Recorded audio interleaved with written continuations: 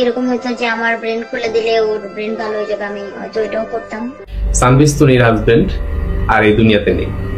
তনির husband নাকি অনেক আগে মারা গিয়েছেন। এই দুনিয়ার মায়া ছেড়ে সানভিজ তনির হাজবেন্ড অনেক আগেই এই দুনিয়া থেকে চলে গিয়েছেন। স্বয়ং ব্যাংককের ডাক্তাররা এই জিনিসটা কনফার্ম করেছে, কিন্তু সেই জিনিসটা মানতে নারাজ সানভিজ তনি। তিনি বলেছেন, আমার যতটুকু সাধ্যে গুলায় আমি তত পর্যন্ত তাকে বাঁচিয়ে রাখবো। সৃষ্টির বিপক্ষে গিয়ে, সৃষ্টির কর্তার বিপক্ষে গিয়ে এই জিনিসটা করাটা কতটা যুক্তিসম্মত, কতটা কাজ ঠিক করতেছেন উনি, কতটা বেঠিক করতেছেন। ভালোবাসা কি আপনার সৃষ্টিকর্তার চাইতেও বেশি? ভালোবাসা কি আল্লাহর ইচ্ছার চাইতেও বেশি? যদি সে তাই হয়ে থাকে, তাহলে সেই ভালোবাসার মূল্যায়নটা কতটুকু তিনি করতে পারতেছেন? একজন মৃত মানুষকে তার মৃত্যুর দ্বার প্রান্তে থেকে আটকে রাখাটা কতটা যুক্তিসম্মত? যেই লোকটা কোমাতে চলে গিয়েছেন, যার ফেরার সম্ভাবনা 99.99%, অর্থাৎ 0.01% হয়তোবা তার ব্যাক করার সম্ভাবনা আছে, যেটা কয়েক কোটিতে হয়তো 2-4-5 জন আসে, কয়েক কোটিতে, কয়েক লাখে না, কয়েক হাজারেও না। তো ভাবতে পারেন তার সম্ভাব্য ফেরার তালিকাটা কতটুকু ক্ষীণ হয়ে গেছে। এই সমস্ত ব্যাপার নিয়ে আজকে ডিসকাশন করার জন্য আমি আছি ফাহিম আপনাদের সাথে, এবং আপনাদেরকে এতটুকু জানিয়ে রাখতে চাই, বিভিন্ন মানুষের বিভিন্ন ধরনের মন্তব্যগুলো কোনো কিছুই কিন্তু সানভিজ তনিকে কাবু করতে পারতেছে না।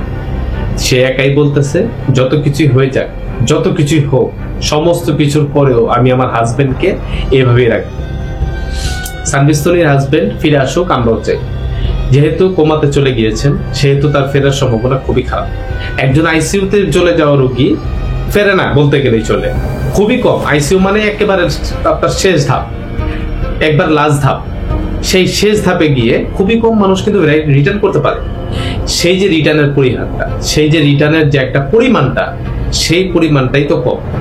আর সেইখানে আপনার হাজবেন্ড চলে গিয়েছে একবার কোমায়, সেই কোমা থেকে কখন কবে নাগাদ ফিরে আসতে পারে, সেইটার সম্ভাবনা কতটুকু দিতে পারছে ডাক্তাররাই সেখান থেকে বলতেছে। এটা আমার কথা না, স্বয়ং সানভিজ তনি নিজে বলেছেন একটা লাইভে যে, দেখেন ব্যাংককের ডাক্তাররাও আমাকে বলতেছেন আপনার হাজবেন্ডের আশা ছেড়ে দেন, সে আর ফিরে আসবে না। তার ফিরে আসার মানে পার্সেন্টেজ, তার ফিরে আসার যে সম্ভাবনা নাই বললেই চল।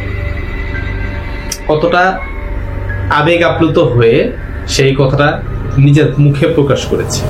এত প্রকাশ করার পরেও কেন তিনি নিজে মানতে নারাজ? অবশ্যই কি তাহলে তিনি সৃষ্টিকর্তার যে একটা ইচ্ছা আছে, আল্লাহ তাআলার, মহান আল্লাহর ইচ্ছার বিপরীতে চলে যাচ্ছেন? তাহলে কি তিনি তার হাজবেন্ডকে মরতে দিতে চাচ্ছেন না?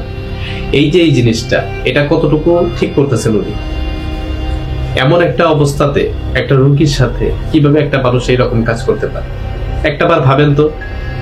সবকিছু এক সাইডে রাখেন, ভালোবাসা, তার প্রতি আবেগ, মানে আপনার চাওয়া পাওয়া সব এক সাইডে, আল্লাহর ইচ্ছাটা একদিকে রাখেন। একদিকে আল্লাহর ইচ্ছা আর একদিকে আপনার সবকিছু। কোনটা আগে? সবার আগে আল্লাহ তাআলার ইচ্ছা। আমরা মানুষকে কোমায় চলে যাওয়ার পরে বাঁচায় রাখার কোনো ক্ষমতা আমাদের নেই। যদি তার রিটার্ন করার আশা থাকে, যে যদি উনি আশা থাকতো, তাহলে ডাক্তারই বলতো উনি ফিরে আসবে। যদি কোনো চমৎকার হয় তবেই সে ফিরে আসতে পারে। চমৎকারটা স্বয়ং আল্লাহর হাতে, সেই চমৎকারের মালিকও তো আপনি আর আমি। তাহলে এই যে ছোট্ট একটা দুনিয়াতে, এই যে ছোট্ট একটা জীবনে আমরা যে কতটুকু চাচ্ছি, কতটুকু করতে পারতেছি একটা প্রিয়জনের জন্য, কতটুকু এফোর্ট দিচ্ছি আমরা, সেই এফোর্টটা কি আমাদের আল্লাহ তাআলার বিরুদ্ধে নিয়ে যাচ্ছে? সবার কাছে প্রশ্ন রয়ে গেল আমার এটা। সবাই ঠান্ডা মাথায় চিন্তা করবেন, একজন ফ্যান হিসেবে না, আমি নিজে তার ফ্যান। আমি সানভিজ তনিকে অনেক বেশি পছন্দ করি। ওনার ছোট একটা, একবারে ছোট থেকে একবারে খুব খারাপ অবস্থা থেকে আজকে উঠে আসা পর্যন্ত ওনার কাছ থেকে শেখার অনেক কিছু আছে। কিন্তু ওনার যে ইচ্ছা, ওনার যে কথাবার্তা, সেখানের একটা ব্যাপার স্যাপার আছে। এই জিনিসটা কয়জন বোঝে, এই জিনিসটা কয়জন বুঝতে পারে? এতটুকু রিকোয়েস্ট করবো আপনাদেরকে, ঠান্ডা মাথায় সবকিছু জিনিস খেয়াল করবেন। আর যে উত্তরটা আপনাদের কাছে চাচ্ছি, সেই উত্তরটা অবশ্যই কমেন্টস বক্সে উল্লেখ করবেন। এখানে ভিডিওটা শেষ করতে হচ্ছে।